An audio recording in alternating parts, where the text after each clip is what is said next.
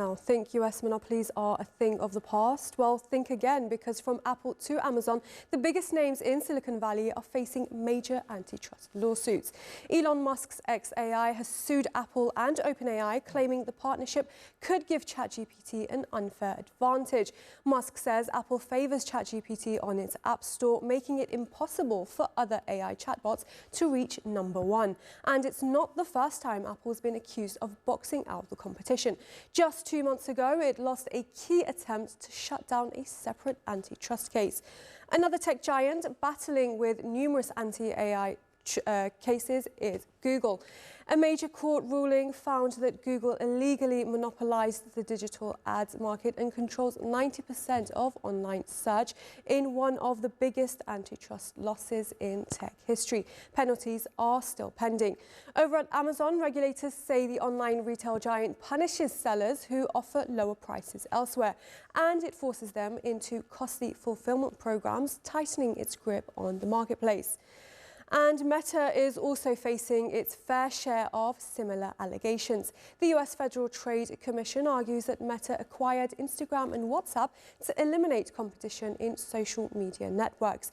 If the FTC wins its case, Meta could be forced to sell those products.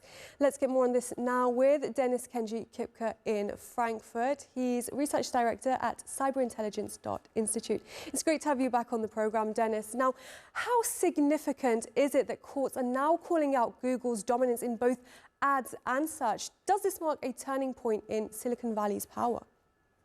So this could definitely mark a turning point for Silicon Valley's power. While previous antitrust actions, particularly in the European Union, have resulted in very substantial fines, the current decisions could have an even greater impact on the business model itself. So these decisions could lead to significant remedies, including the possibility of forcing the company to sell off parts of its business, such as tech or ad tech division or the browser division. And ultimately, however, I would say we are, of course, also talking about other big tech companies that are currently under increased scrutiny under competition law in the EU and the US as well, such as Microsoft. Right, and looking at Amazon, it's being accused of squeezing third-party sellers. Are regulators protecting consumers here or simply punishing tech giants? Yeah, this is really a central debate in current antitrust law. So the argument that the company's practices are simply efficient posits that its business model, which involves, of course, integrating its marketplace, any kind of fulfillment services, private label products, reduces costs and offers consumers, in result, lower prices and more convenience. And this view suggests that penalizing the company for its success would hurt in some way consumers by stifling innovation and efficiency. Conversely, the argument that we see is that regulators are definitely protecting consumers and are saying, well, this could be some kind of anti-competitive practices. So the Federal Trade Commission, the FTC in the US, a lawsuit claims the company coerces third-party sellers into using its own logistics services and for that punishes them for offering lower prices elsewhere. Right, and if Meta is forced to divest Instagram and WhatsApp, could that completely reshape the social media landscape? Yeah, so if Meta is forced to have this kind of divestment, it could fundamentally, in my opinion, reshape the social media landscape by breaking up its concentrated power. So currently we see that Meta's ownership allows it to integrate these platforms, creating a unified advertising and data ecosystem that makes it difficult for new competitors to emerge. And a central breakup here would force these three entities, that means Facebook, Instagram, and WhatsApp, to operate as very independent competing companies. And this would likely lead in some way to increased innovation, as they would also need to compete on their own merits to start to attract and retain users again and also advertisers. And the resulting competition could, in fact, lead to platforms focusing more on specific user needs than Facebook does, potentially also leading to greater diversity of social media options for the users.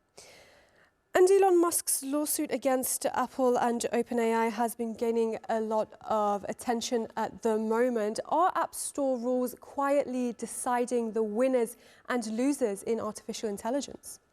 Yeah, so the lawsuit against Apple and OpenAI underscores, in my opinion, very well the growing concern that App Store's rules are not just neutral distribution mechanisms, but a very powerful force, a tool that can quietly determine the winners and losers in the whole AI race. So the lawsuit claims, in fact, that Apple's exclusive partnership with OpenAI, that means integrating ChatGPT directly into its operating system, gives OpenAI an unfair monopolistic advantage. And this is not only through a lack of direct competition on Apple devices, but also because it grants OpenAI a massive exclusive stream of data from billions of user prompts, which is really critical for training and improving AI models. And while Apple asserts that its App Store is fair and unbiased, the lawsuit, combined with ongoing antitrust actions against the company from regulators and other developers, highlights a very key challenge. So major platform owners can leverage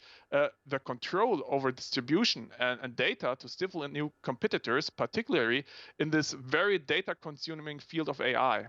Well, we will have to leave it there for now. Dennis-Kenji Kipker in Frankfurt, thank you very much for joining us. Thank you.